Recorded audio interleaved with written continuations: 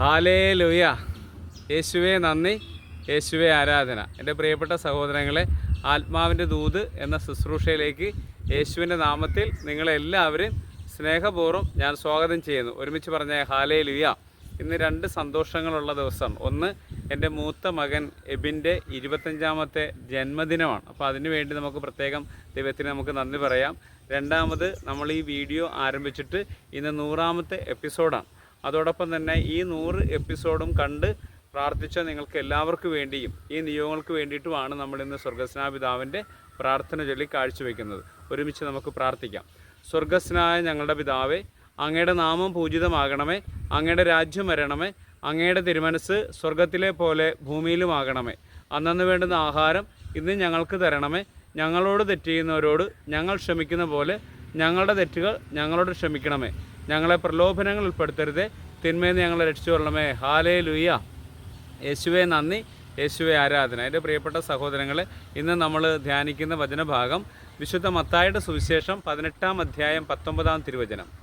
വീണ്ടും ഞാൻ നിങ്ങളോട് പറയുന്നു, ഭൂമിയിൽ നിങ്ങളിൽ 2 പേര് യോജിച്ച് ചോദിക്കുന്ന ഏത് കാര്യവും എൻ്റെ സ്വർഗസ്ഥനായ പിതാവ് നിറവേറ്റി തരും. ഹല്ലേലൂയ.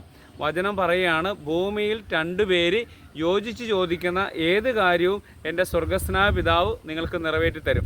ഈ വചനം പറയാനൊരു കാരണമുണ്ട്. എൻ്റെ ജീവിതത്തിൽ വലിയൊരു സംഭവം നടന്നതാണ്.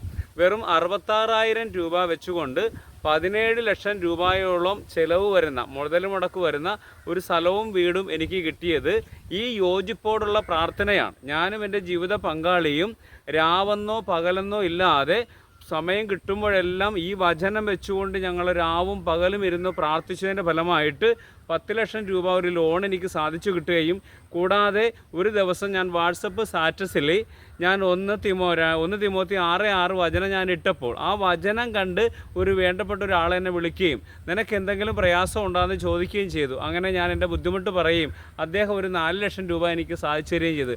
അങ്ങനെ ആ ലോണിൻ്റെ കാര്യങ്ങളെല്ലാം കംപ്ലീറ്റ് ചെയ്യുവാനും എൻ്റെ ജീവിതത്തിൽ ഈ വചനം പ്രവർത്തിച്ച പോലെ ഇപ്പോൾ പ്രാർത്ഥിച്ചുകൊണ്ടിരിക്കുന്ന നിങ്ങളെല്ലാവരും ഈ വചനത്തിൻ്റെ ശക്തിയിൽ നിങ്ങൾ പ്രാർത്ഥിക്കുക. ദൈവം നിങ്ങളെല്ലാവരും സമൃദ്ധമായി അനുഗ്രഹിക്കട്ടെ എന്ന് പ്രാർത്ഥിച്ചുകൊണ്ട് പിതാവിൻ്റെയും പുത്രൻ്റെയും പരിശുദ്ധാത്മാവിൻ്റെയും നാമത്തിൽ ആമേൻ.